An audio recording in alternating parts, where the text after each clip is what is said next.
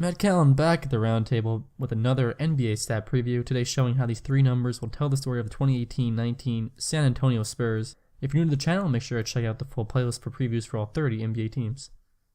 The Spurs took 45.6% of their shots last year from 3 feet to just inside the three-point line, which was the third highest percentage in the league. The Spurs operated through the post frequently, and LaMarcus, Aldridge and the Spurs led the league in post-ups, averaging 19.4 a game. Their .566 points per post touch was 5th highest in the league. In addition to Aldridge, other mid-range shooters DeJounte Murray, Rudy Gay, and Paul Gasol also will return next season. In the offseason, the Spurs of course shipped Kawhi Leonard off to Toronto and brought in maybe the league's best mid-range shooter in guard DeMar DeRozan, who took nearly 60% of his 17.7 field goal attempts per game from their short mid-range to long two-point area. The Spurs should once again lean heavily on mid-range shots, maybe even more so this year with DeRozan.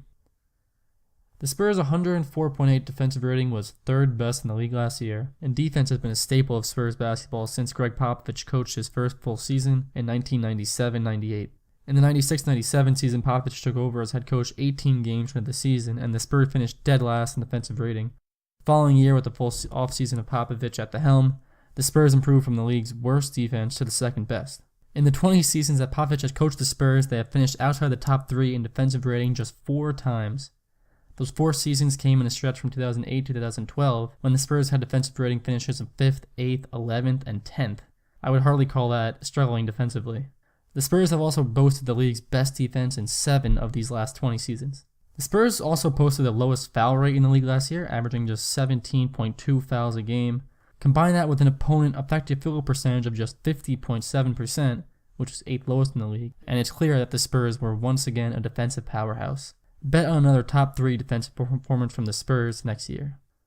Ball movement has been the other staple of the Spurs in this era, and last year was no different. The Spurs went isolation just 4.6% of offensive possessions last season, which was the second lowest in the league. Their 432.2 touches per game was 9th in the league, and their 4.0 secondary assists a game was 2nd in the league. A much talked about subject for the Spurs in the last few seasons was how they use LaMarcus Aldridge, and how his more isolation game fit with the Spurs offense.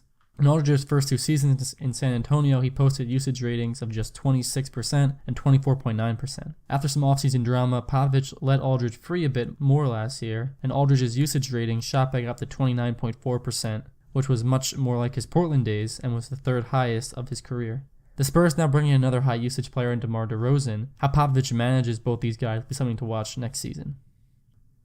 After missing out on essentially a full season of Kawhi Leonard, the Spurs swap him for DeMar DeRozan. It's hard to see this team not improving next year with this huge addition to the team. They certainly seem to have the ability to finish in the top 4 in the West next season, and they might be the biggest threat to a Warriors-Rockets Western Conference Finals rematch. That's going to be it from the roundtable. We're in the home stretch of our NBA season preview, so go check those out, find them in the bottom right of your screen. And if you enjoy them, consider subscribing. More videos on the way every day in September for the rest of the 30 NBA teams. Thank you very much for watching.